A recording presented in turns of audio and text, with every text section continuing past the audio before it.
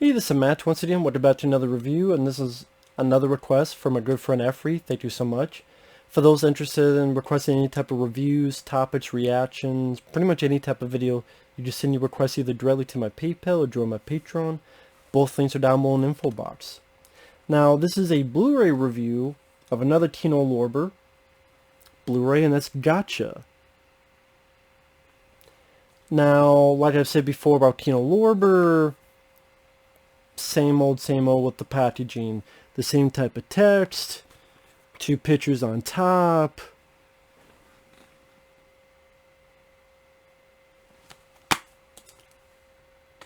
Nothing on the disc, like artwork wise. Again, I'm not a picture aficionado.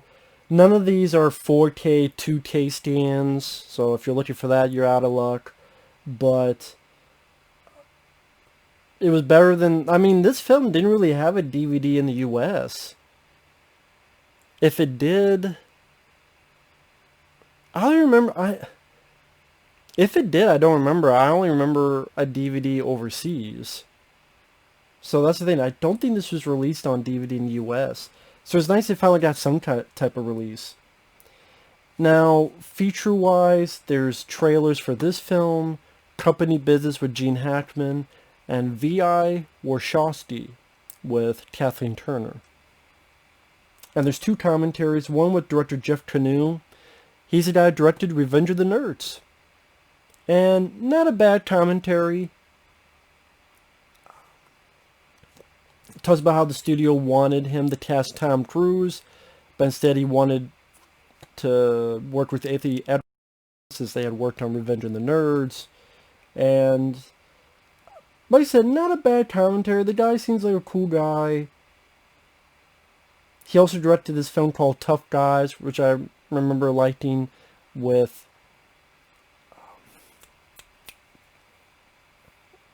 I know is Kirk Douglas. I remember enjoying that one. Yeah, I don't want to get too, give away everything, but it's not a bad commentary. It's worth at least one listen to. I do wish a lot more of these Blu-rays had interviews instead of just commentaries.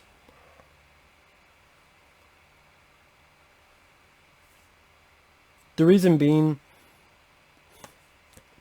with commentaries, they could pretty much get all the info the person's going to say in a matter of maybe 15 minutes that they say in a 2-hour commentary. And I guess I just prefer interviews than just commentary. Like I said, not a bad one.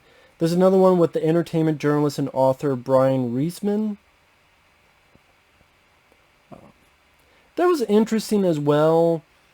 It took me aback at first because he's talking so fast. He talks almost as fast as the Micro Machines guy.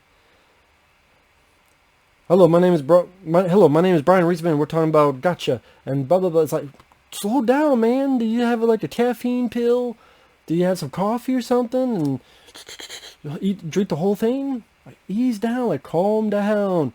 Calm down. But at least there's no dead spots in the commentary because he talks so fucking fast. But, he mentions how there were movies like Tag the Assassination Game before this, and how this is one of the first films to deal with paintball, and talks about paintball games on campuses around the time. He also talks about the Cold War at the time, and like gives thoughts on what we see on screen, or certain people we see on screen. He definitely seems like a fan of the film.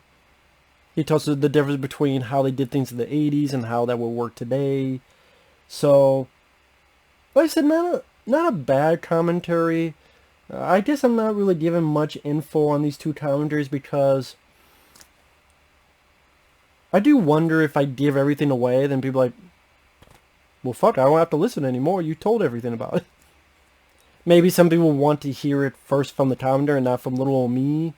I don't know. Maybe some people would let me know. No, go ahead. Spoil the whole thing. So, again, it does have two commentaries. I mean, if you ever do get the film, you don't listen to it anyway, no matter what I say. I think they're each worth a listen to. I'd probably say the Jeff Canoe one I liked a little bit more because he was actually involved with the film, so you get a little bit info about the making of it. At least I do wish there were interviews. Anthony Edwards. I mean, this is one of those times he got to star in a film. He talked about Miracle Mile. But, Linda Fiorentino, I have some sinking feeling she's probably not a fan of the movie. I don't know why. She just gives me that vibe. But maybe, like, Sue Garcia, who's Nick Corey in the first Nightmare on Elm Street. Maybe he could talk about the film. Oh, just you kind of wish. Like I said, there were some interviews, but Tino Lorber doesn't really do a whole lot of that. So, which is too like, it's funny. Like of these 6 Blu-rays, and this one I'm talking about next. Like 6 Blu-rays, this is the only one with interviews. Like, none of these others. And the only reason this has interviews is because Red Shirt Pictures, who, they do a pretty good job with their stuff. But these, nothing. Like, no interviews, just maybe a commentary with a historian. But people do like interviews. But just like, hey, it's better than nothing. Which, I mean, I guess that's true. Like I say, if you're going into this Tino Lorber Blu-rays for features, you're going to be disappointed. For the main reason you're picking up Tino Lorber releases, because you get, I think, decent picture quality. Again, it's not 2K, 4K type of stuff. Maybe they've done it for other stuff, but not for this. It's not 4K, 2K transfers. It's, hey, it looks pretty decent, and it's out on Blu-ray. Do you like the film? That's why you pick it up, yes or no. Again, if you're going in for features or even the commentaries, there's nothing that's going to blow your mind for the most part in these releases.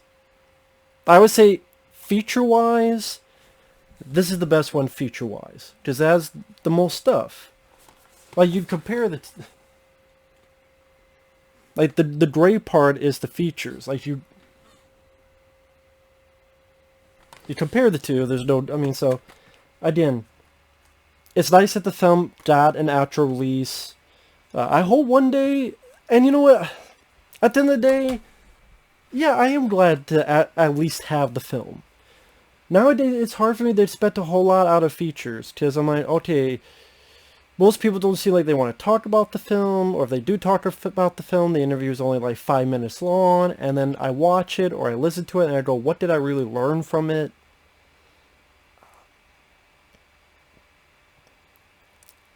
Or they shit on it, or something else happens. So, for the most part nowadays, I'm like, oh cool, that film's down on Blu-ray? It's not even on DVD? Like Run with Patrick Dempsey, that'd be cool to see, get a release, Run. Or Murder by Phone with Richard Chamberlain, Nightlife, aka Great Misdemeanors with Scott Grimes, or Stakeout with fucking Richard Dreyfuss. You got the sequel out on Blu-ray. What about the first one? Stakeout? Can we get that on Blu-ray? 3 Men and a Baby? An actual release? Instead of the... It's a good release I have. It's not, official. Just to at least give it a bit of respect. So at least... at least there are 2 commentaries on this. At least, the Brian Reisman is not shitting on the film, and at least with his rapid fire speed, it's not a boring commentary. So it was worth at least a listen to. So at least, they're not trashing the film. The director seems proud of the film. And yeah. Gotcha. It's a fun movie. Maybe one day I'll review the film and go a little in depth on that, but like I said, this is more of a Blu-ray review. If you like the film, it's worth a pickup. Just don't go expecting you're going to be blown away by the features. But if you want the film, again, I thought the picture quality looked fine. So there you go. With that said, thanks for watching. Take care. We'll see you guys later. Bye-bye.